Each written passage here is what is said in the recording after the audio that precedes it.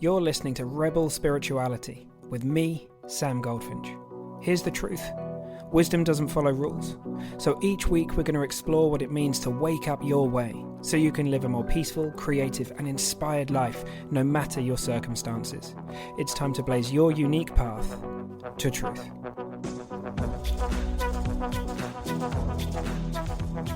Hey my Rebel friends. Okay, this week, another Spiritual Rebel interview with my good friend Sarah Armitage. Now Sarah is really embodying her inner rebel. It's amazing what she's up to. Her and her colleagues run something called Pure Potential, which takes the inside-out understanding into schools and educational contexts to work with leadership teams. As many of you will know, or maybe not, I was a teacher for many years, so this is something that's kind of very close to my heart. I've worked in management as well as at all different levels of teaching. And it was always difficult for me to see how much people were struggling, and I think this is a really powerful conversation because we come to see just how powerful what we explore here at Rebel Spirituality can be for people in all walks of life. It's a universal. It's such a beautiful understanding for us all to come to see more and more deeply. And it was a great conversation, and Sarah talks both personally and professionally, and it was an absolute pleasure to have her on the show. Right, this is really exciting. I have my friend Sarah Armitage with me, and we met recently, right? We met at the Viva conference, but only was it 3 or 4 months ago? Yeah, November. Yeah. And I remember we started talking and I felt an instant connection to you, Sarah. It was just such a just an easeful conversation. And, then my partner Robin was there and we had a chat and we've caught up since. And, I just knew that I wanted to get you on the podcast to come and talk and share some stuff about how you see the world and the work that you're up to. And so I really appreciate you finding the time. So thanks for coming. Oh, well, thanks for having me. And it's very mutual, I have to say. Awesome. Well, hey, so are there any things that you would like our listeners to know, basically, before we start, just about you and what you're up to in the world, just anything short and sweet or whatever you want to share? Yeah. So what I'm up to in the world, I'm very privileged to run a transformational change program with a lovely little team. The program is called Pure Potential. We've been running it for 2 years, very much focused in education. So we've taken I did the maths a moment ago. We've taken about 100 leaders and educators through. It's a real kind of deep dive in terms of understanding this incredible human design, understanding our inner terrain, making sense of this human experience from a kind of really profound yet practical perspective. And it's an absolute joy just to hang out with people that are doing incredible work in our schools. Yeah. And to help them see more of their own potential. Oh, it's amazing. Yeah, I can, as someone who's been in education and who was a teacher for years, I know the impact that those 100 people and I'm sure the thousands that you're going to go on to work with is going to have. And we talk about the trickle down effect and all this kind of stuff, but it really will have that impact. And it takes some courage to do that, because I know the system is I'm sure there are some challenges and things that you've come up against, and so it speaks volumes to your creativity and the potential that you have that you're bringing to this. So what would be really good, what I'd love to do, if you're up for it, is to basically bring that phrase pure potential alive for people. Like, what does that mean to you? What does it like what's behind that? What would you love to see happen for people? All that stuff, I don't know where you want to start, but wherever makes sense. Yeah. It is a question we ask all of our explorers, so I can give a feel for that. But maybe it's helpful to share a little of what it means for me and the journey that I've been on. Yeah. It's kind of one of those things, isn't it, really? There's an obviousness to, you see the source of it for yourself, and then there's an obviousness to, I've got to help other people see this as well. And for me, that space has very much been in education from about 20 years working in school governance. So it's been a long old journey. And then I became a chair at a primary school, and since then went on to chair a group of schools, which is now 21 schools. So it's a big organization. So that's I guess the kind of the context. And then there's been a kind of a personal journey within that, which began, kind of headline this for you, Sam. It began about 5 years ago and very much kind of triggered by my daughter. She's now 20 and she has not had a great experience in school, really struggled in school, a lot of anxiety and finding it very, very difficult to relate to people. So we sought help for her. And some of that was, I guess you would say, more kind of traditional help, more counselling based, more therapeutic based. And then I was introduced to a lady that seemed to be looking in a different direction and opened up lots of curiosity for me. I've been in this kind of exploration of human psychology and development for many years, and it just was different. And to start with, it was confusing and frustrating. It was like, what is she talking about? And then something fell away. There was a kind of a sense of huge realization, and she was really speaking to the source of our experience. There is something running the show. There is an intelligence that's running the show moment to moment. And I guess I saw this, I just felt the connection to this. I felt lots of ideas about how things work just kind of fall away. And I felt this kind of freeing and liberation that came from seeing really more of what we are and how we work. And the immediate experience of that was slightly freaky, if I'm honest. I describe it, it's like there's been this door in my brain that was being closed, and the door opened up, and there was this kind of huge expansiveness that came from that. And what came from that was an greater sense of ease and peace, shed a load more ideas. There was just kind of an opening up and expansiveness to that. Yeah, and then wow. And then well, this has got to be shared. And then I worked very closely with a CEO who runs the Trust of Schools, and we came to the understanding pretty much at the same time. He had a similar impact, similar transformation. So then absolutely there was a sense of, well, how do we bring this into our schools? So that's a little bit of the background. So what pure potential means to me is exactly that. It's understanding that who we are is limitless. We are born wide open. We are born in this kind of pure space of awareness. We have experiences in terms of being human, and we soak all those experiences up. And then, kind of innocently, they can limit us because they feed us ideas about who we are. They set up limits. They create an idea of us that is kind of boxed in to a degree. Yeah. And then, we get taught. We soak up lots of attitudes and opinions about what it means to be human.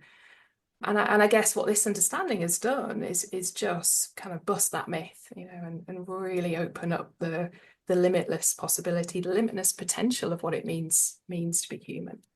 Yeah. Oh, well, I love hearing you talk about that, Sarah, and lots of people listening, their curiosity will be piqued by this understanding. And many of you, like everything I do here, like I've been equally touched by this, and this entire podcast and all of my work has been really, I guess, just I've been moved, and it has been moved by this understanding, which I talk about, how life works from the inside out, and will have mentioned, Sid Banks and things on the podcast. But I like to try and stay out of things that can seem distant and conceptual, and kind of like you do, just talk really kind of just to the beautiful yet very simple and ordinary nature of this, and just how understanding that source, or that intelligence, as you call it, to wake up to that, to realize that that's who you are, is so life-giving. And when it comes to our potential and what we're going to create in the world, whether that is a more harmonious family life, or whether that is creating a business, or whether that is becoming a teacher that freaking loves their job again, or whether that's whatever it might be, I think we're both very aligned in seeing that this is where it comes from. It doesn't come from endless intellectual mental hoops and trying to polish that ego to try and get yourself like that's just an endless cycle as it looks to me. It comes from waking up to this deeper side of life. And I think many people have innocently kind of written something like that off because it's tied up in, be it religion or culture, and like we're all going to have different thoughts around that. But for anyone to, this is the truth of everybody, whether they know it or not. And so knowing that in itself is just powerful, you know. And so I love hearing you talk about that. And as you were sharing about how we collect these ideas, I was reminded there's a Sadhguru who says with every belief that we kind of innocently pick up, it's like we're dying in installments. It's like we're shutting a door and shutting a door, and you know, to him it's like all those things just start melting and we realize, oh, I made that all up innocently, you know. I just I made that all up, and now I'm free to create whatever I want in the knowledge that I really am just pure potential, right? So Exactly. yeah, Yeah, yeah. And there's a huge irony in many ways in education, because if you speak to educators, and I hang out with a lot of educators, a lot of head teachers, yeah, and they look at the, you know, the beautiful little people that they hang out with every day, and you say, "What do you see?" And they will say they see potential. You mm, know, that's their exact words. They look at these little people and they see potential. And if they're, you know, brilliant educators, which, you know, many of them are, they see that regardless of the background and the labels and the, you know, any other kind of conceptual idea that we might put on that mm, child. But then somehow we seem to forget that, you know, as adults, we get caught up, as you said, we collect, we collect all these thoughts that just close off that what we've always been and always will be. yeah, Uh, so yeah, yeah, I think the, you know, the ultimate dream vision for pure potential, that this is just continues to be seen, it just continues to be known, be seen, and then there's a kind of an obviousness for our educators and our head teachers to have these kinds of conversations where we're taking something that, yeah, you're right, can seem really out there, it can seem it's got lots of, you know, kind of ideas attached to it, yeah, partly due to the limitations of language. You sure. know, how do you even put a label on something that is so fundamental and so Mhm. foundational to the, you know, this thing, whether we call it, you know, energy or, you know, consciousness or whatever we want to call it, it is driving the show. Yeah, how do we open that up and look at that in a very, very practical, grounded, simple, accessible kind of way, so we can just be more of that? Yeah. Well, it sounds to me like you've cracked it and you're in the process of doing that with leaders because I would imagine that to go straight in with kind of some forms of sharing this understanding would just be way too much, way too soon, you know, because people are thinking critically and have thought in a certain way, and it's too much too soon. So it's like it's being able to have that conversation skillfully is powerful. It's funny because it occurs to me as you were sharing that, Sarah, that one of the things that most people I think believe about what we need to achieve or what we're going to create in the world is based on the idea that we need to kind of add stuff to ourselves. It's kind of additive in the sense of, right, I need to figure this out, I need to figure that out, I'm lacking in this, if I could get that down, if I had more control of that, and all this kind of stuff. When actually what I hear in what you're sharing and what I love to share with people is this is all, it's like subtractive. It's not an additive thing at all, actually. It's absolutely about, you know, the truth of you has, you've never been anything else, right? Whether you've known it kind of consciously or not, it's in there. And so in a way, it's more about clearing away misunderstandings so that the truth is just kind of there for everybody to see. And I don't know how you feel about that, but given that frame, I find it much easier to kind of share this, you know, like people have to catch that. I often say it's caught, not taught in a way. I'd love Yeah, to hear what you think about that, particularly working with teachers. But it seems to me like this understanding is caught, not taught, and yet here me and you are kind of paradoxically creating containers where people can catch it. yeah. I love that. Yeah, I love that. We're creating the container. Yeah, I mean, we've just confused ourselves with so many ideas of things that we have to do, Mm.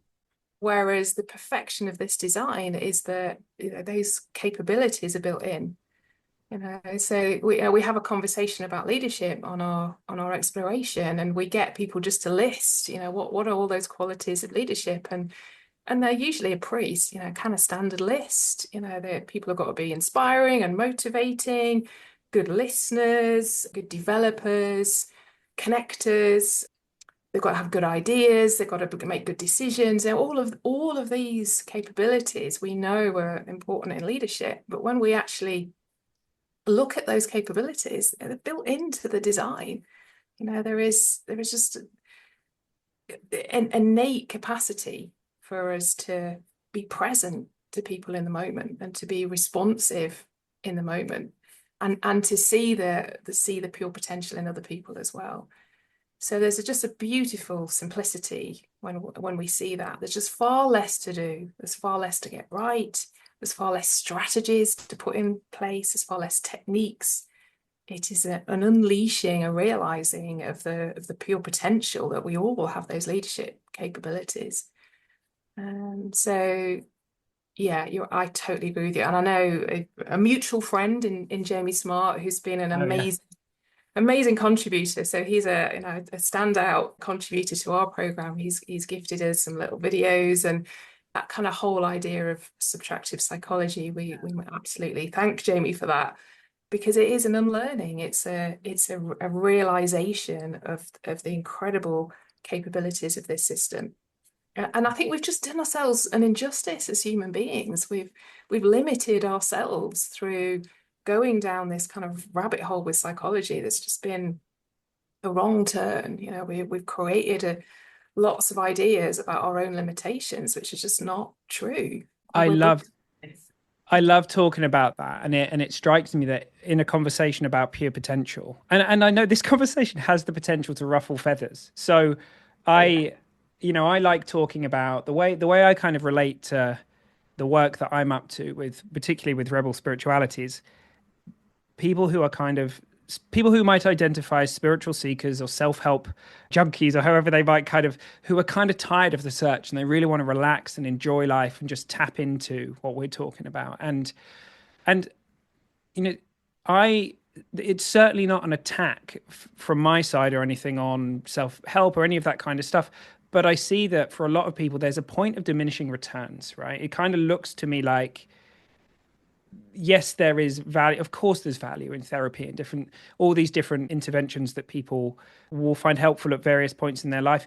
And if someone's getting huge value from something, I'm like, amazing, that's fantastic. But I think for many of us and a growing group of people, we're kind of at a point where we're saturated with that stuff. We've kind of innocently, heavily identified with a new version of us who's kind of battling against our limitations, because the pendulum is swinging from the pendulum has swung, I think, from people not having any particular kind of knowledge around psychology and that kind of stuff.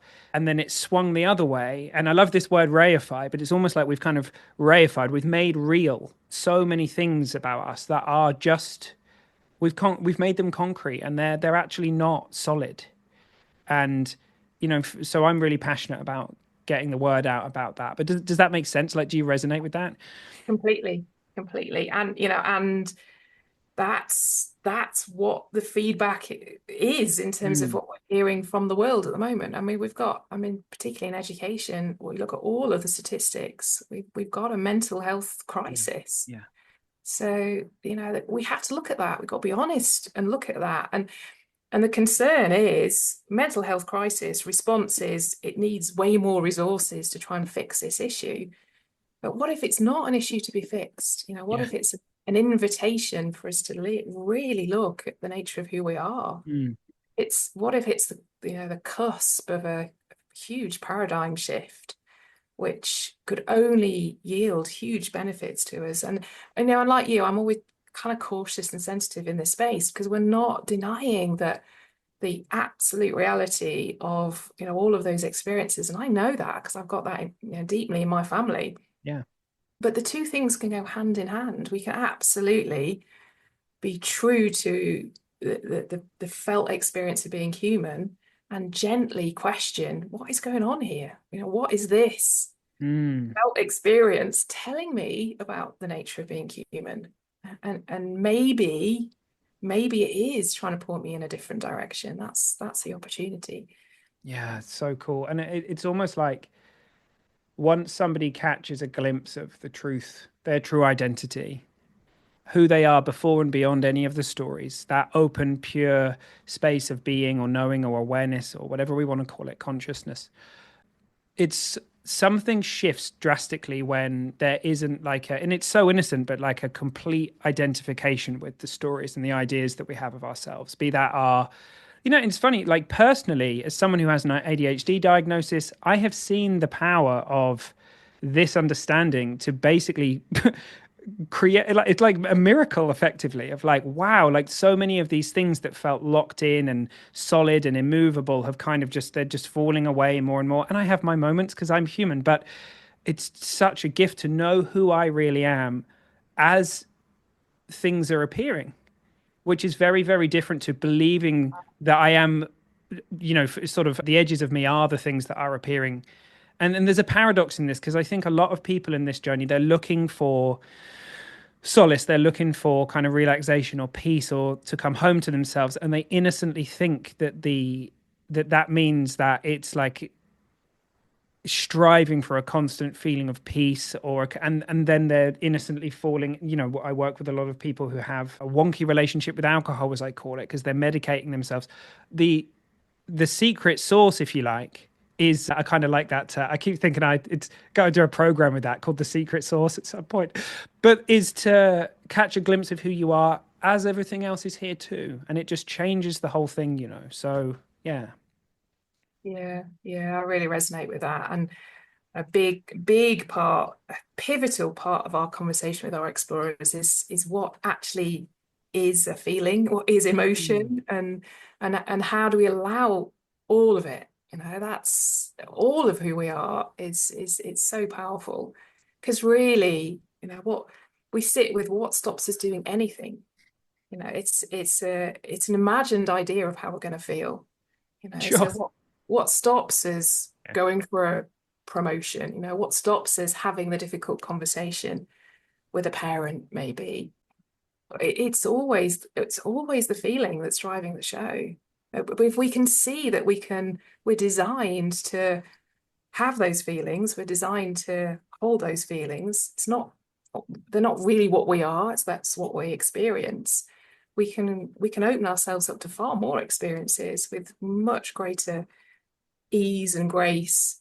Yeah. Yeah, that feelings conversation, there's been so much confusion about feelings and this whole idea of chasing a good feeling, and we characterize that through the idea of the whack-a-mole. We're constantly Yeah. trying to feel better, so we're whacking moles the whole time, going, I'll feel better, when I've done this and when I've done that, and but that's telling us the feeling of the whack-a-mole is saying, slow down, come back to the beautiful, pure potential presence that you are right now. So Yeah. yeah, the feelings piece is huge in this exploration, I think. Yeah. There's that beautiful quote that a lot of people share from Sid because it's got to be in his top hits, I think. But it's if the only thing that people learned was not to be afraid of their experience, that alone would change the world. And I have sat with that as a statement, and it has opened up worlds within worlds within worlds. And it's a really profound statement. He chooses his words very carefully, it would seem. If the only thing, which is a pretty bold statement, that people learn was not to be afraid of their experience, that would change the world, not just our world, but the world. And I think I've reflected on that, and I think, yeah, like how many of us, I include myself in this, for a lot of my life, are we innocently doing things that are kind of not, I guess, harming ourselves or others completely innocently because we're trying to get away from or save ourselves from an experience, that we don't understand the nature of feelings. We really don't know that we're safe and that we've been built to feel them all. And so, yeah, I think for every for every for every book anyone could read on how to manage an emotion, right? Like it's yeah, okay, like it's kind of like maybe like medication for a little while. It works for a while, but ultimately the thing that's going to make the difference is that we understand the nature of our feelings, that we realize how many how we've innocently ascribed powers to our feelings that they just don't have. I think either this week or last week's podcast was called Your Feelings Can't Travel. And yet they feel like they can. They feel like they're traveling to the future and giving you information. They feel like they're traveling to the past. They feel like they're traveling into your partner's head. They feel like they're, and as a metaphor, I love it because it's like, no, they can't do that. They can't do that. Yeah. Yeah. Wow. So, Yeah. so what are some of the, I'd like, I'm going to guess you've seen some pretty cool transformations, but what are some of the things that you've seen? What are some of the things that people have said, and what are some of the things that you've seen happen for people, after doing the awesome work that you're up to? Mm. It yeah, well, overwhelmingly there is a sense of a deep internal shift of some description. For a lot of our explorers, it's quite hard for them to conceptualize that. It's quite hard for them to actually describe what that is. Yeah, It's I bet. we hear things like I just can't nail exactly what's happened, but I know that everything has changed. Mm. And so often we get that it's truly life changing. So there's a lot in terms of how the system works, and Hmm. we have a we really kind of play up the explorer metaphor, and we go on a journey, and we have a backpack of metaphors and ideas to really bring this to life, because Nice. this is largely, as we talked about earlier, this is largely invisible. So we're in the business of making the invisible visible Yeah. through these metaphors. And I know you'll know and love the snow globe as a metaphor, and that Yeah. tends to be one. This is our pure We're potential one. surrounded by them. You've We got are. a I pure know. potential. I've got But about, I've got loads. Yeah. what we like about the pure potential one is it's always there. The pure potential, we're born with it, it's always there, and then we just innocently cover it up, but Yeah. it's always there. It never goes away. Sure. So, and the fact that the system is designed to settle, Hmm. that really, really resonates with people. So we're just on the exploration, we're honing their noticing of that. Mm. So they're building more and more awareness of where the system is at in any one moment, and how blizzardy the internal conditions are. And because the system's designed to settle, because it's designed to come back to pure potential, because that's what we are, then the more we notice it, the more it will settle down. So that's definitely created huge shifts for people. What you just said is really powerful. Because what I've noticed a lot is whenever people realize, just the suggestion from me sometimes is, hey, why don't let's start focusing on what we'd love to have happen or what we want, as much as, because the problem orientation that most people are in is just focusing on what they don't want and just see more of it, And then the moment we look towards this feeling and just hang on, really, like, there's a psychological immune system. Like, my system is really bringing me back to center. Just having that as like a possibility, it's really, really life giving. And that metaphor, there's a story from the Buddha, of him sending a disciple off to a murky lake after a storm and asking him to collect a bucket of water, and them having a discussion around how the water's murky, and then he goes back later and finds a clear bucket. And you know there's nothing that anyone could do necessarily through effort or through intellect to try and make that happen. It's just a really natural recalibration of the system, and we have that going for us. And just knowing that becomes, yeah, I for all of it's funny, there's a few things that people kind of are sometimes a little bit like, oh, I'm not sure about this, but there's something about that metaphor in particular that I don't think I've ever had anybody go, that's bullshit. Like, everyone's like, yeah, I get that at an Yeah, embodied level, right? totally. That is so intuitive, isn't it? Because we can all kind of identify with the idea of inner weather, and we can all identify with the idea of overwhelm. Yeah. Uh, I think the interesting bit, because we do hone in to the nature of the blizzard as well, which is, and then we can start to look at the type of thinking that brings a particular feeling. So, and it's generally kind of insecure thinking. So then we can talk about, from the nature of feeling, we start to talk about the nature of identity and how the system is always telling us when we're a little bit too gripped to the idea of separate me and I've got to manage it all and I've got to control it all. The system is so beautifully designed that that's what we feel. We feel the idea of being a little bit too gripped to the idea of me that's in control of this system.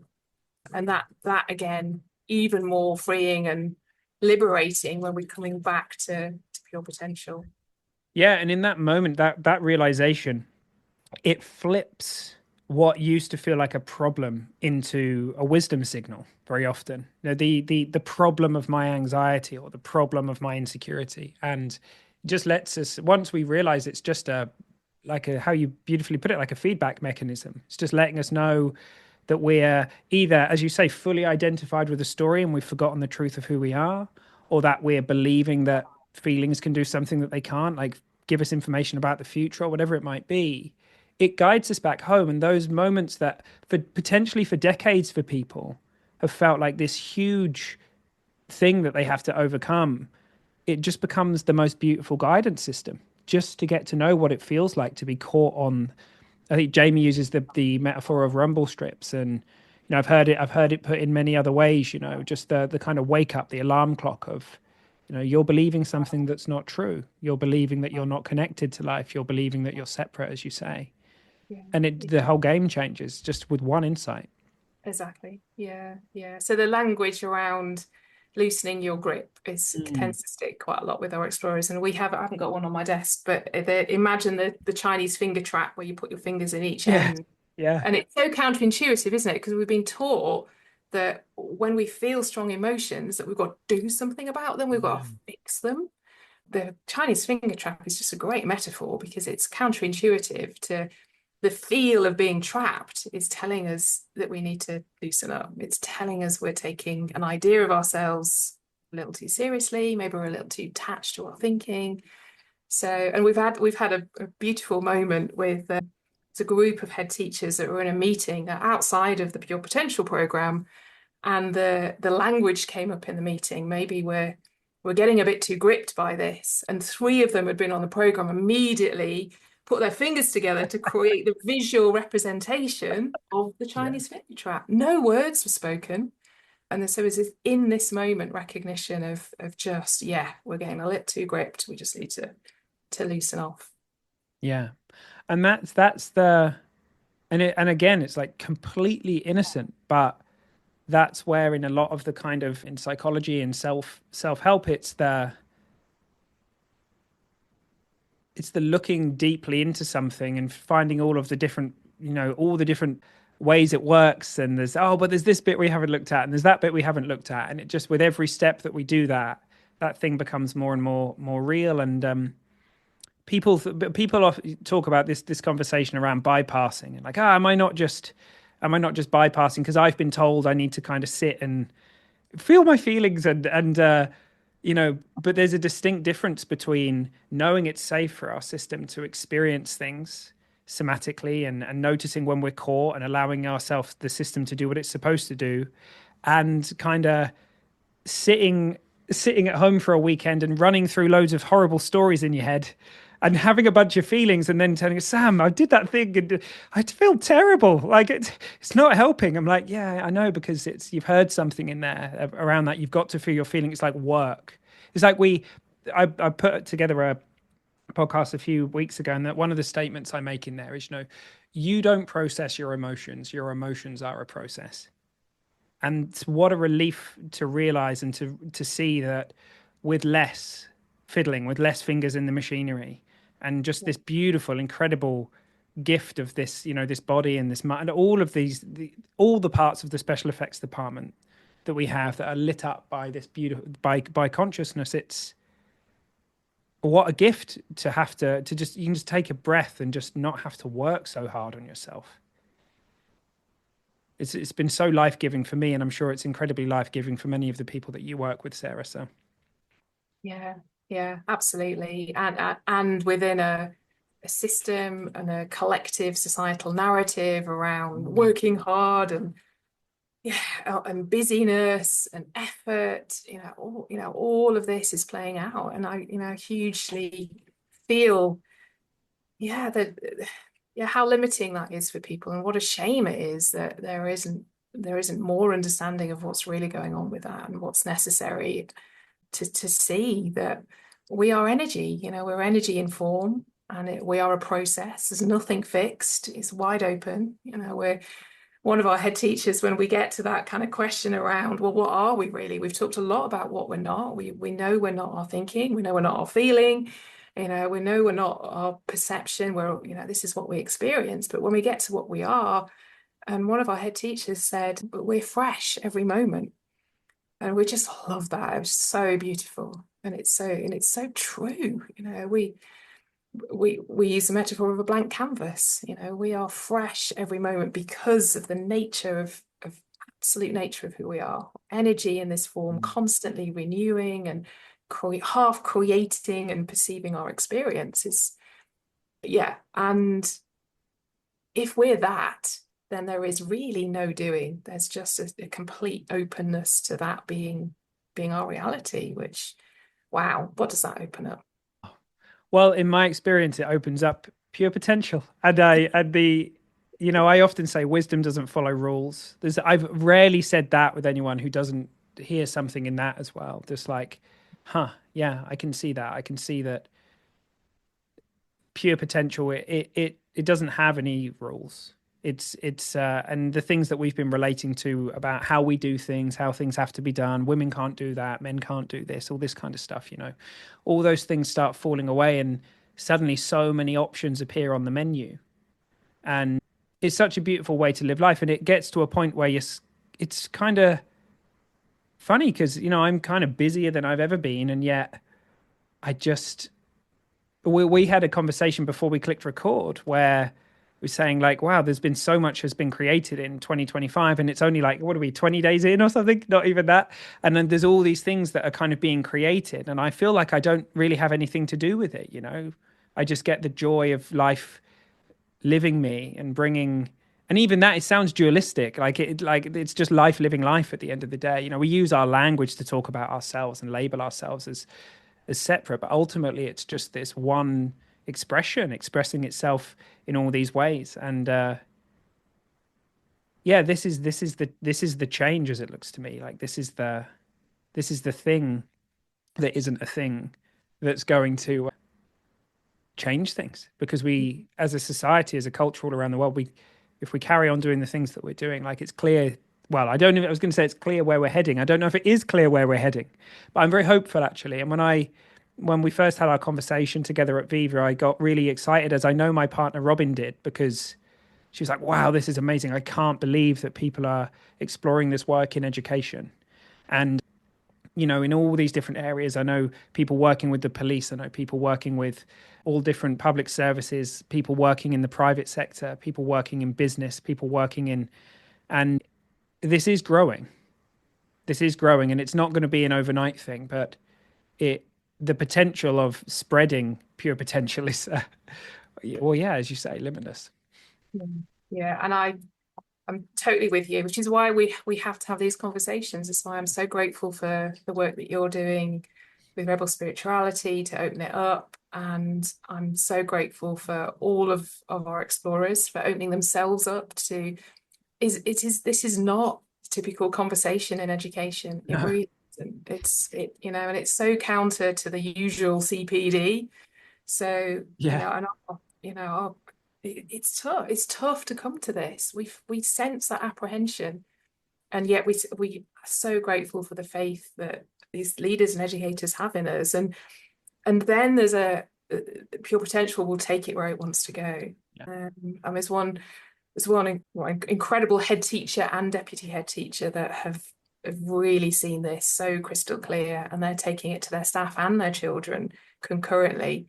So they're on this amazing transformation journey, and they're really starting to see some huge shifts as a result of that. So we are we have absolute faith that this is the right direction to go in. We've just got to ride it and trust and let it ripple effect, let it ripple out into the world, and let's see the difference. But ultimately we're coming back to our own humanity in its most beautifully simplistic form. Yeah, we have been designed beautifully, as you put it, and but for some innocent misunderstandings, we just come back into alignment with the truth of us. And well, hey, I love it. What a great chat. That's so cool. So if there's anyone listening who's an educator or not, or anyone who just wants to come and go and have a look at Pure Potential, where would you point people to, Sarah? Where can they find you?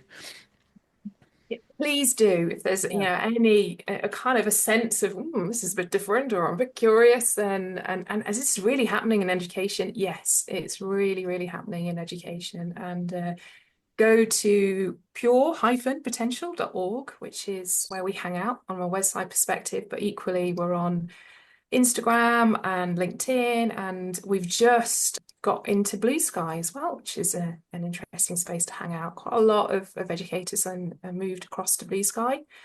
So yeah, please come and find us. It would be amazing to have a conversation and see what's possible for your setting. We're very blessed. We've got quite a lot of conversations underway, and a lot of amazing leaders who are opening up to this and wanting to explore it within their schools. And we'd love to have that conversation. I love it. Is there anything else that you feel called to share with our listeners, just with our last couple of minutes? Sit with this, just to sit with it right now, and let the system settle, let the snow globe settle, and just see what occurs to you, because I'm so mindful, Sam, of some people could be listening to this thinking, it's too good to be true, way too good to be true. What are these people on? What are they taking?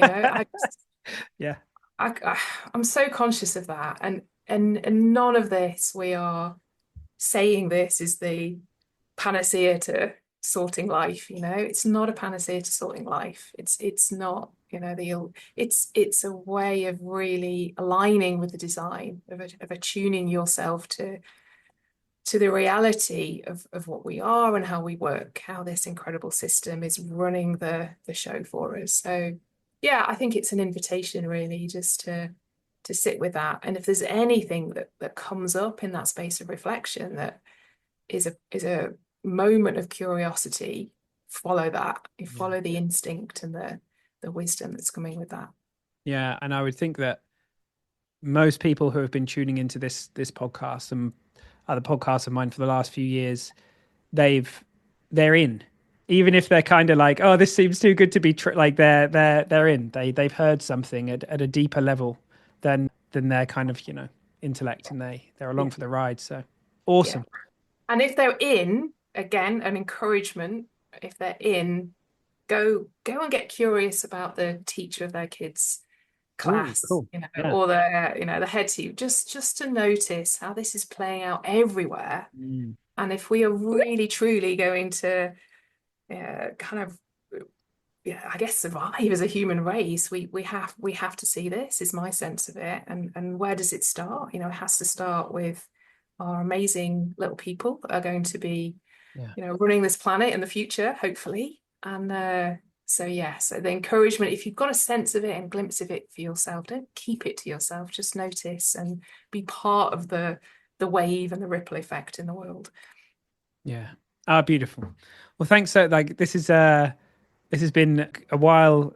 We've been waiting to do this for a long time, ever since we first met. So it's lovely to get you here, Sarah. And I look forward to getting you on again. And good luck with everything you're doing with Pure Potential, because it's groundbreaking work. I know that for sure, and I have no doubt that you're changing lives, and which will change more lives on the way. So thank you very much for everything you do.